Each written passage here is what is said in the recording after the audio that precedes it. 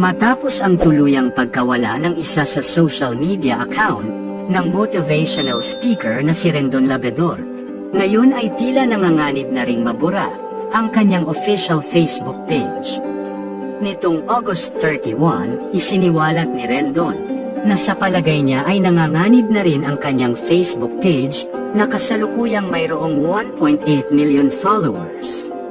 Makikita sa ibinahaging Instagram at Facebook stories ni Rendon Labrador ang screenshot kung saan makikitang may warning sa kanyang Facebook page na ibig sabihin ay posible na rin itong i-deactivate ng social media company. Hindi naman ito ikinatuwa ni Rendon Labrador at pakiramdam umano niya ay nagkampihan ang mga social media platforms sa pagpigil sa kanyang advokasya. Matatandaan na inalmahan ni Rendon Labrador ang pagkawala ng isa sa kanyang social media account na agad siyang nagpasa ng appeal.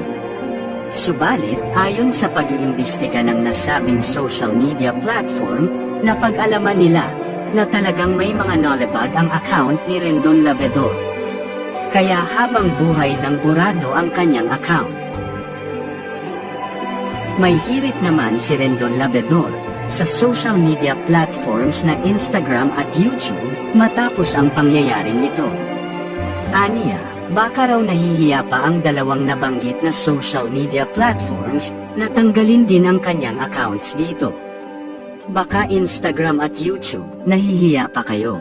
Baka gusto ninyo na din sundan ang pag-delete ng lahat ng social media accounts ko.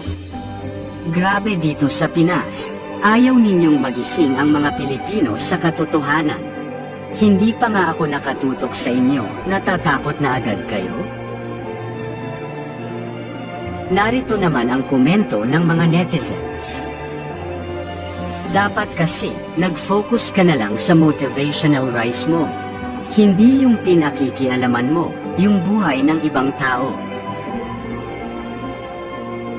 Congratulations, sir. I'm very sorry for what happened. Sana okay ka lang.